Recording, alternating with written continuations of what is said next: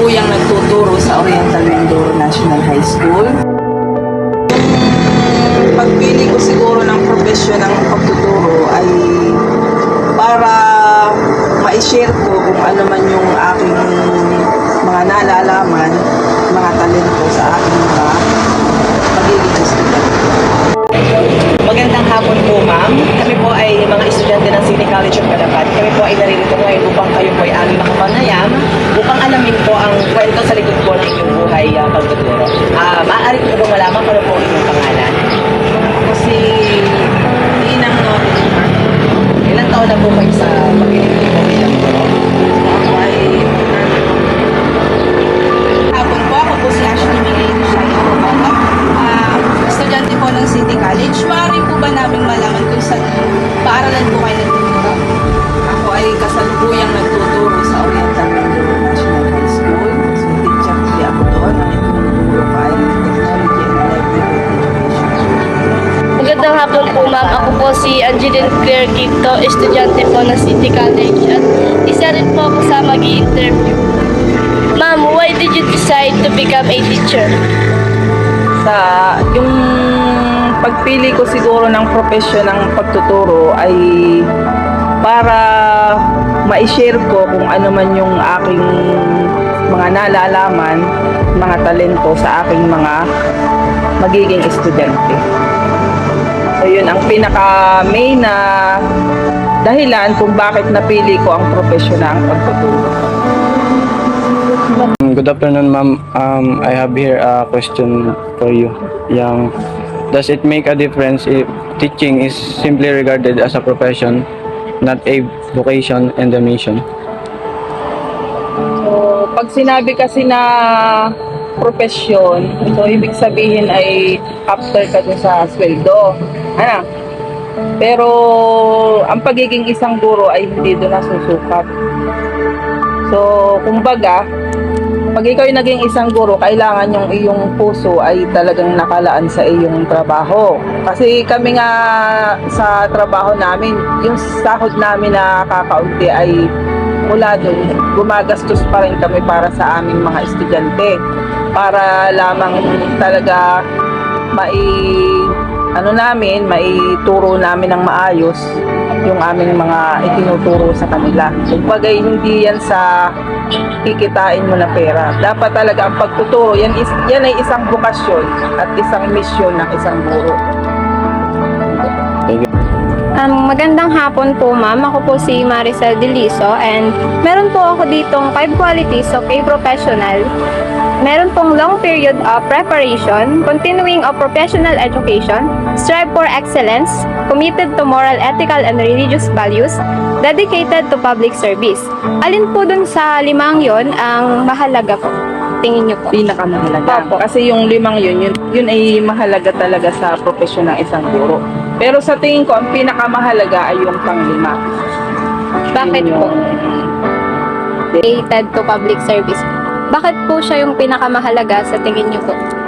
dedicated to public service. So, Opo. yun yung pinakamahalaga sa lahat. Bakit? Dahil kaming mga guro, kailangan talaga ang dedikasyon sa public service. Kasi kami ay mga public servant. Pag election nga, kami yung pinagkakatiwalaan na mag-facilitate ng eleksyon. So, kumbaga ay yung aming dedikasyon sa aming profesyon ay talagang hindi hanggang doon na lamang.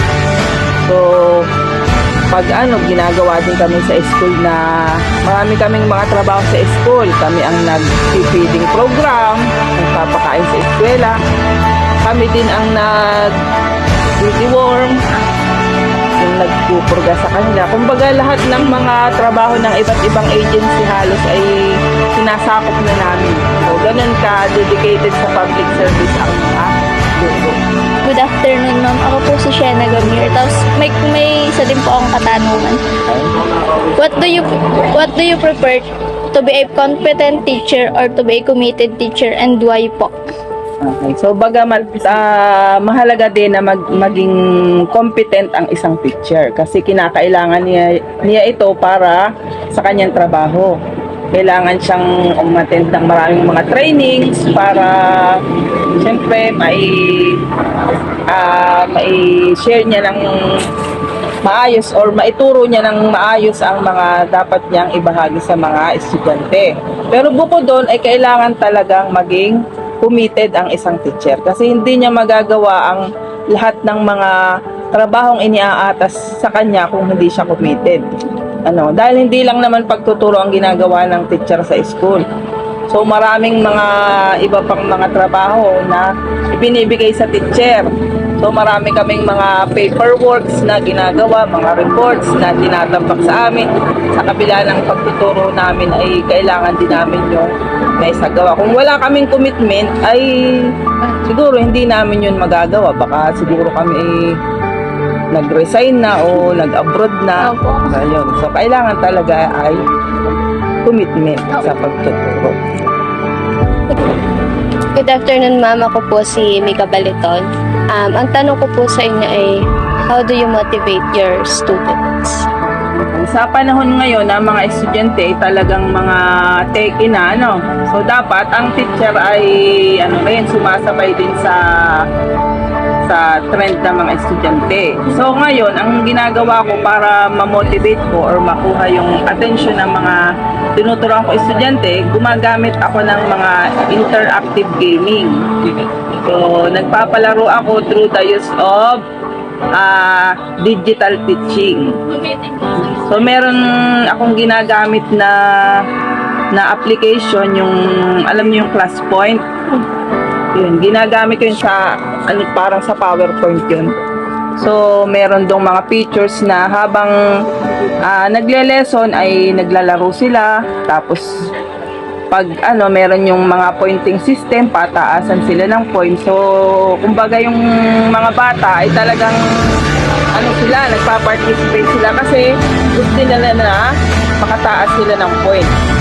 Ayun, yun ang magandang trend ngayon ng pag-motivate sa estudyante through interactive digital gaming.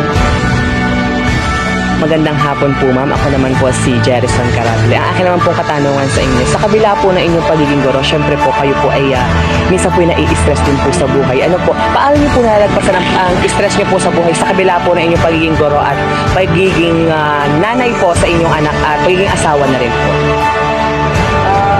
Yung pagiging positibo lang sa buhay. So, lahat ng mga nangyayari sa buhay mo, iisipin mo lagi na sa ikabubuti. Ang pinaka-importante sa lahat ay dapat laging tumatawag sa Diyos.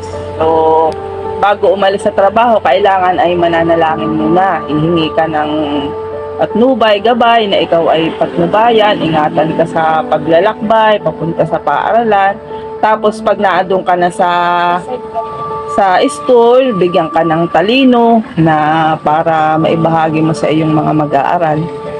Tapos pagkatapos noon, makauwi ka ng payapa uli sa iyong mga mahal sa buhay. Ayun. Sige po, maraming salamat. So ayun po, magandang hapon po, sir. Magandang hapon po ulit, ma'am. Ang katanungan ko pong ito ay para po sa inyong asawa. Sir, sa kabila po ng pagiging guro ng inyong asawa, kamusta naman po ang inyong asawa? Nagagampanan pa po ba ng inyong asawang pagiging may bahay po sa inyo? Oo naman. Lagi. Kahit na busy sa school, siya pa rin yung gumagawa ng gawain ba? Lagi. Siya rin yung nag-aasikaso sa aming anak sa pangangailangan ng aming pamilya. Siya pa rin yung tumutulong lalo sa pangangailangan ba? So malaking tulong po pala ang pagiging guro sa inyo pong pamilya. Yun lang naman po ang aming katanungan. Maraming salamat po sa inyong inilaang oras po sa amin. Maraming salamat po.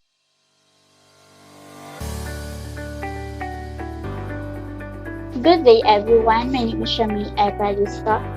Isa po ako sa naging estudyante ni Ma'am Molo. Si Ma'am Molo po is sobrang bait po na wala po kayong masasabi.